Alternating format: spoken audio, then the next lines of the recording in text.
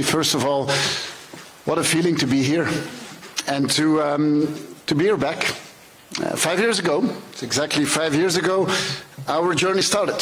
And our journey started first related to something negative.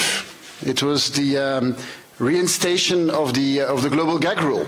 That was what fired us up, and it started something positive. It was because for something negative, but then SheDecides started. And I have to say, I'm extremely happy that the person who came up with the idea, the person who, I think on a Saturday, said, we should get this going.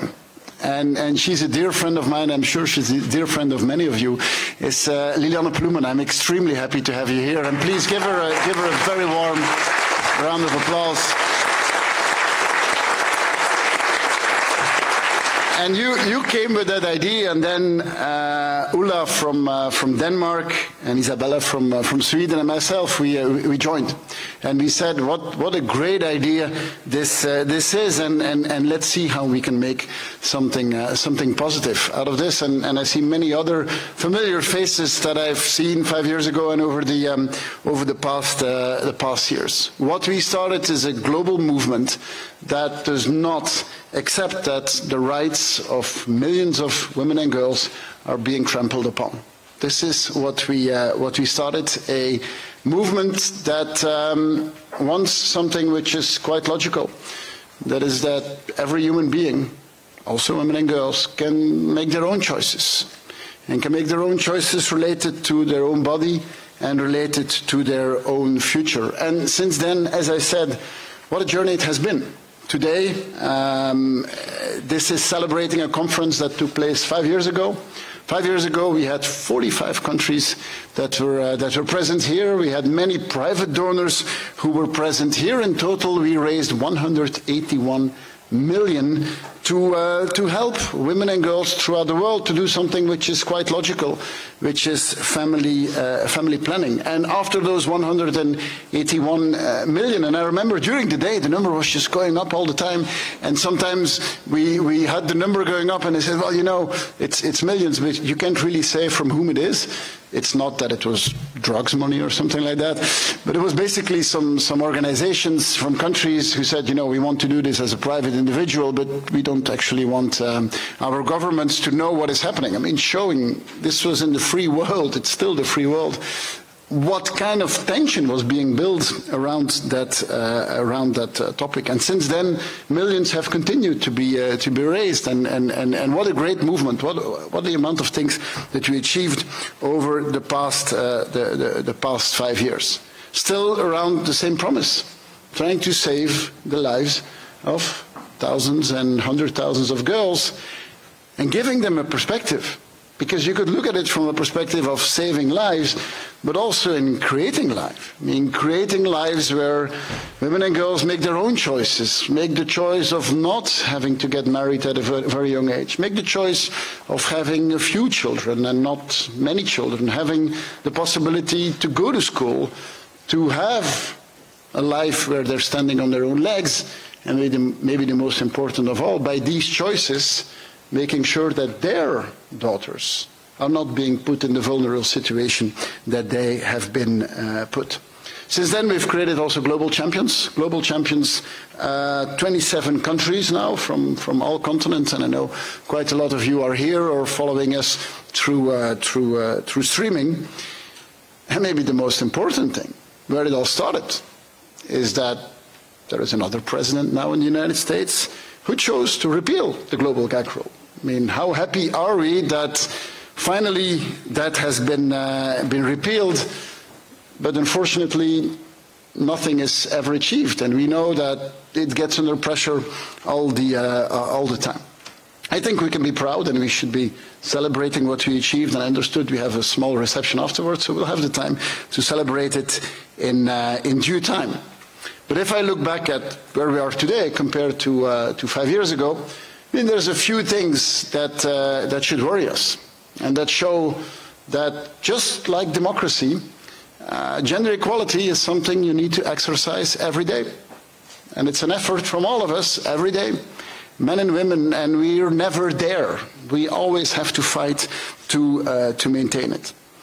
But three elements, I think, are worrying. First of all, we've seen the pandemic. And we have seen, as always, when things go wrong, who is bearing the brunt? I mean, who has been most impacted? And again, it was very often women, for a number of reasons. One of the reasons is that very often in the healthcare jobs at the start, there were no vaccines and so on. They were taking the most risk to try to save us, save our health. And we've also seen the impact of the lockdowns. We have seen that in cases of lockdown, domestic violence is going up, unfortunately, and that access to medical services is more difficult than it used to be before. So this is one of the lessons, I think, that in moments of tensions we have to be extremely attentive to things going in the wrong direction on that topic. Second element is we meet, unfortunately, at a moment of war in the European continent, and we would not expected that something like that would happen. We are recovering from the pandemic, but 2,000 kilometers away from here, we have people fighting for, a free society, the ability to make their own choices, a country that wants to be part of a certain part of the world without being intimidated.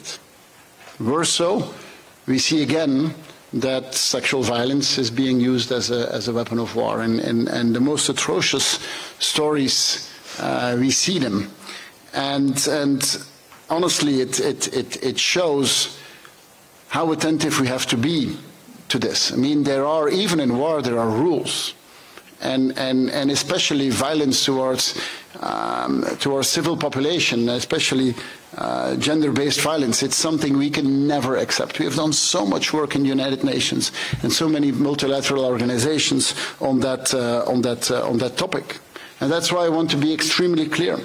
We should not forget about those women and girls, the stories of the horrific violence, of the traumatic experiences. Every detail, every element, we should document it, we should collect it, we should investigate it, and we should prosecute. I mean, people are responsible for those acts. We should prosecute them and make sure that nothing can go unpunished. There is no room for impunity. Never in the world, and definitely not in the war that we are living today in Ukraine. Third element is that we see throughout the world a broader movement of conservatism and of turning the clock back. If you look at the last decades, the amazing progress that we have achieved. What have we achieved in eradicating extreme poverty? What have we achieved in making sure that young girls can go to school? What have we achieved in access to family planning? And obviously it seems to bother some people. And those forces are unfortunately getting stronger throughout the world. We see political forces that want to move women back away from the table, back into the kitchen. And then they call it family values. But we all know when people talk about family values what that exactly means, exactly meaning that women should not get the opportunities that they are getting today. And we also know the decision that has been taken by the US Supreme Court. And honestly, when I heard that, I couldn't believe that we would be in that situation. And the impact of that is not to be underestimated. There was an article in The Lancet last week, and I'm going to quote it. If the US Supreme Court confirms its draft decision, women will die. Justices will not succeed in ending abortion. They will only succeed in ending safe abortion. I think it tells it exactly the way it is. Because in the end, what this is about fundamental human rights. It's the fundamental right of every human being to plan the life they want to and not to be dependent on someone else. And so this is not just a discussion about women.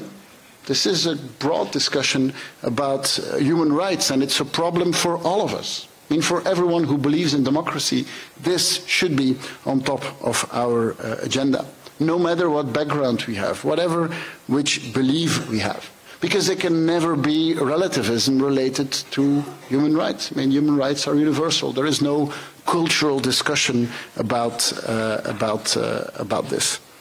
It's not a nice to have. Even in difficult times like these ones, we should not be tempted to say, you know, there's other problems. Let's push human rights on the side for some time. I think it would be a huge mistake.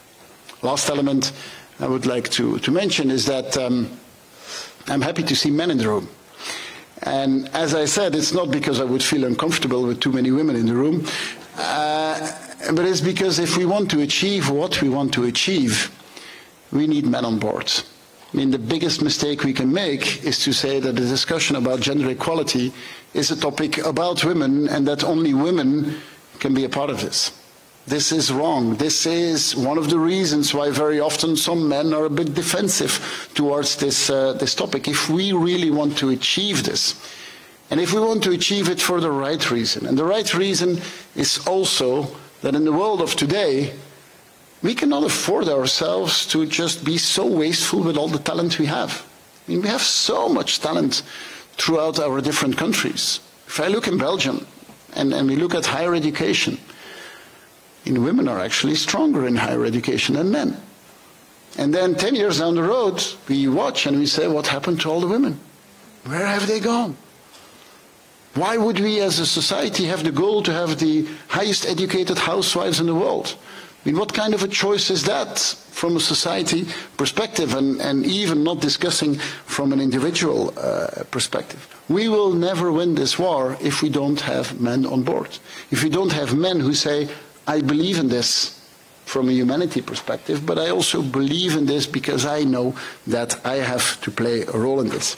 I wrote a little book about this. It's called The Age of Women, Why Feminism Also Liberates Men.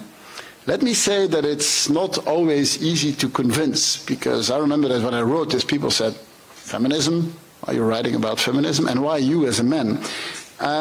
But there are ways to convince everyone.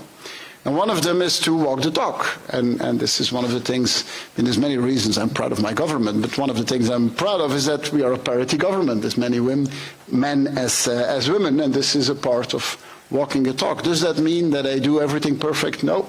I know that even in all my political choices, sometimes there is a balance to be found, and we cannot always do the decisions that would be the ones which we write on paper. But really, to conclude, extremely happy to have you here. 5 years ago, we got things moving.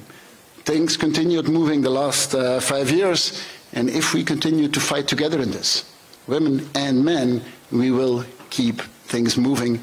And I think in these times more than ever, it's important to keep things moving, because gender equal societies are better societies. And better societies, we desperately need that. Thank you.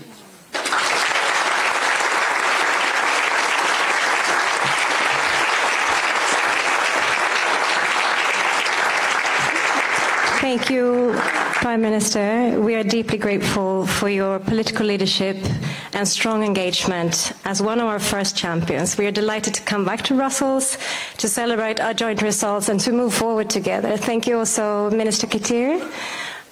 I would really